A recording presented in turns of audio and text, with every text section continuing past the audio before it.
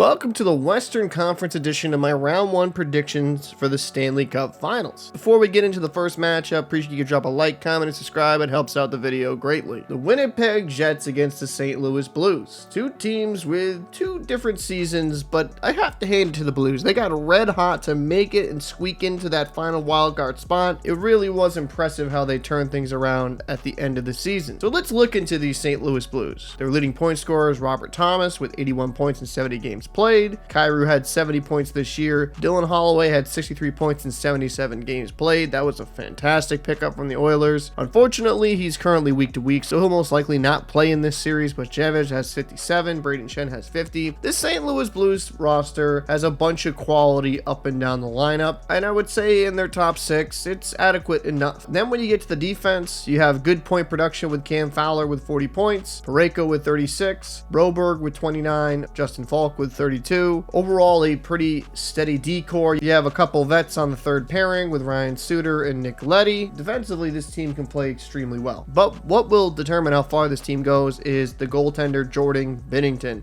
56 games played this year, a 2.69 goals against average and 900 save percentage. He played a lot better since the Four Nations tournament where he helped Team Canada win that, and he has shown the ability before to get red hot and win a Stanley Cup championship. And with the team he's playing against the Winnipeg Jets, he's gonna need to play out of his mind to give the Blues any chance of winning this series. So let's talk about the opponent, the Winnipeg Jets. Their leading point producer is Kyle Connor, 97 points in 82 games played. Scheifele has 87. Ehlers has 63 and 69 games played. Morrissey on the back end has 62 points, a tremendous season for him. Velarde has 61. This Winnipeg Jets team is absolutely deep. I mean, when you look at the top six and the talent throughout the lineup, it's insane. And you don't have to just rely on one or two lines scoring. Their third line can score as well. And that's what made this team so damn good this year. They have the ability to kill you with 1,000 paper cuts, and they also have some star power as well. This should be the year the Jets get past a first round. And then when you get on the back end, Morrissey,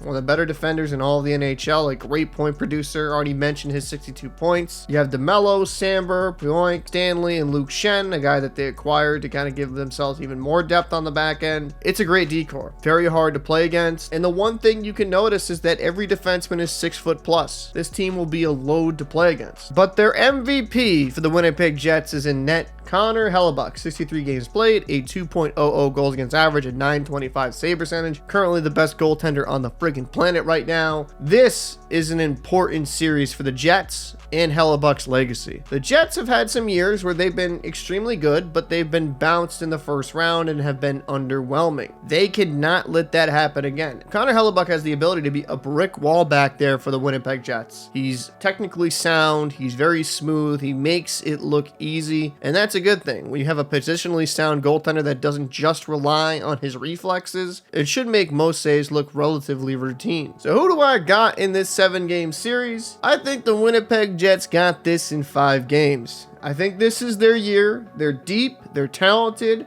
they have the elite goaltending, they have great offensive production, a very good decor. The Jets have been great this year. And sometimes we see with these top elite teams, they can fall off the wagon a bit towards the end, but I believe this is the year they'll finally be able to get it done. So we got the Colorado Avalanche against the Dallas Stars. Let's go right into the Avs first. Top 5 point producers would be Nathan MacKinnon with 116 points. He leads the way. Second place would be Cale Makar with 92. You have Natchez with 83. Nelson with 56, Lehkonen with 45. This team on paper is extremely deep, and they made some nice additions up front to help further them along. They brought in Natchez, they traded for Nelson, they also brought in Charlie Coyle. They are in on a full cup run and have plenty of depth. While we can talk about Dallas having so much depth, Colorado is nothing to sneeze at. They've made some really nice moves to make their team even deeper. And then when you get to the back end, you have the wagon of Cale Makar with 92 points on the season, but he's also very good defensively as well. You got Devin Taves in a pairing with him. Those two are great. After that, there's a little bit of a drop off. You have Girard, Mason, Lindgren, and Johnson. defensemen, effective enough defensemen in their own right, but are they to the quality of like a Taves and McCarr? No. And another big move they made was acquiring Mackenzie Blackwood. 912 save percentage, a 2.55 goals against average with 56 games played. He's been a workhorse for him and has shown that potential he showed in New Jersey wasn't nothing. Been great, he stayed healthy. Mackenzie Blackwood has the ability to be an elite starter in this league, so it's a really cool story to see him hit it. Before getting into the start, it's a long shot, we'll see how things go, but Landeskog has played 2 games with the Colorado Eagles, 2 games played, 1 goal, 1 assist for 2 points. He could be working himself into shape to try to maybe make a playoff appearance.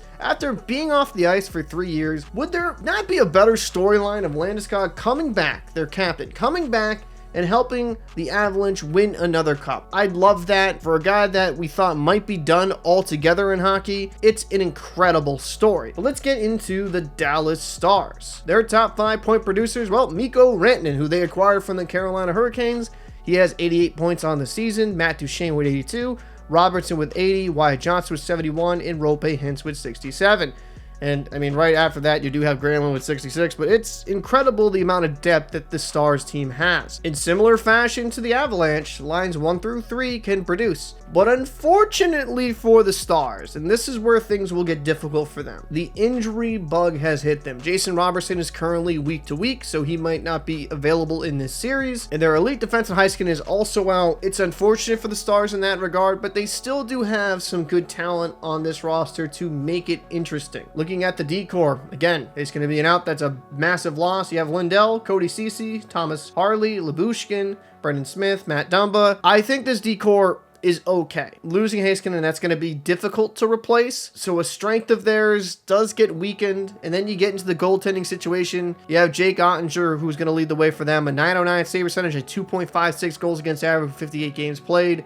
This series should go 7. But with the injuries of Jason Robertson, not knowing when he's going to return, their elite defenseman Heiskanen, I'm going to say the Avalanche win this in 6 games. It's unfortunate. I think if both teams were fully healthy, we have an electric 7-game series, and who knows, maybe it still goes to 7. But I do believe the injuries on the Stars roster could be the difference in this series. You know, I could do a breakdown on this series. I apologize, Vegas and Minnesota Wild fans, but there's no way in hell I even see the Minnesota Wild having a chance in this series. I think Vegas wins in 5 games. A gentleman's sweep. Vegas is a better team. They're deeper all around. I mean, maybe you could say Gustafsson would give them a slight edge in net, but Aiden Hill has won a Stanley Cup. I'm sorry, guys. I can't even pretend to want to analyze this series. Vegas in 5. So the Edmonton Oilers and LA Kings will face off yet again. Will the Kings finally be able to get over the hump, or will the Oilers just keep being daddy? Let's get right into it. Let's go into the Edmonton Oilers first. Their leading point producer this season was Leon Draisaitl with 106 points this season in 71 games played. Connor McDavid had 100 with 67 games played. Bouchard with 67. Ryan Nugent-Hopkins with 49. And Zach Hyman with 44. I would say this version of the Oilers, because of injuries, they just don't have a ton of secondary scoring. Like, they have some guys that can contribute. Ryan Nugent-Hopkins can. Arvidsson can kind of put some points up as well. But it has been a step back for the Oilers this year. But if this team is going to do anything offensively, McDavid and Draisaitl yet again are going to have to carry them. Because in comparison to these other teams in the playoffs, they don't have similar depth. They need their superstars to lead the way. But getting into the D-core, you got Darnell Nurse and Evan Bouchard. Bouchard's been leading the point scoring for defense with 67 points. That guy's got an absolute cannon from the point. Kulak, Wallman, who they added from the San Jose Sharks, Ebertson, and Josh Brown. Now, the Oilers did make the addition of Trent Frederick, and for whatever reason on Puckpedia, Ekholm and Stetcher, mainly due to resting, are in the press box section. The D-core's okay. Is it as good as the LA Kings? I wouldn't say that, but it's a pretty solid defense. This is the Achilles heel of the Oilers' goaltending. Stuart Skinner, 51 games played, an .896 save percentage, a 2.81 goals against average. You were hoping to see a jump up from him from last season. He helped the Oilers get to the Stanley Cup Finals. I just don't think the goaltending's good. Skinner's not that great. Pickard's an okay backup. Can he help lead you to a Stanley Cup? Probably not. And I could see Skinner being one of the main reasons why the Oilers falter. But let's get into the LA Kings. Their leading scorer, Kempe, with 73 points in 81 games played. Kopitar with 67.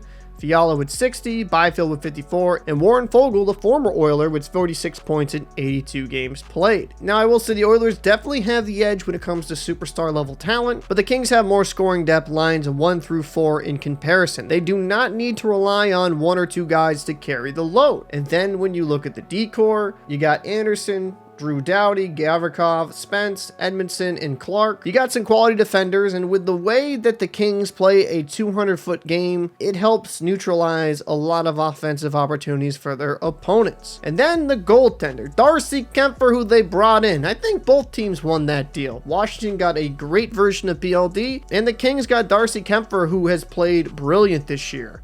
50 games played, a .922 save percentage, a 2.02 goals against average. Kempfer has shown he can help a team win a Stanley Cup. He did that with the Colorado Avalanche. He's a brilliant goaltender when he's on. Sure, he's 34 years old, but we just saw Bobrovsky win a Stanley Cup in his late 30s. He has the potential to get red hot and become a brick wall. So who do I have in this series? I'm gonna go with the LA Kings in 6 games. If the Kings are gonna beat the Oilers, it would have to be this year. They are in the perfect situation to take advantage of a team that's missing some pieces due to injury. They're deeper, and while maybe you could say the superstar talent isn't equivalent, 2 players should not beat a whole hockey team, but knowing how talented Draisaitl and McDavid are, they might just prove me wrong on that. So I hope you guys enjoyed both predictions for the Western Conference and the Eastern Conference. If you haven't seen the Eastern Conference one, link will be down below in the description or maybe right here on screen. These videos take some hours to make, so I'd really appreciate if you hit that like button, comment, and subscribe, and share it on different platforms if you did enjoy the video. Make sure to check out my hockey podcast with Flying Fluffy Hockey. That will also be linked in the description. And I don't know about you, I'm excited to watch some playoff hockey.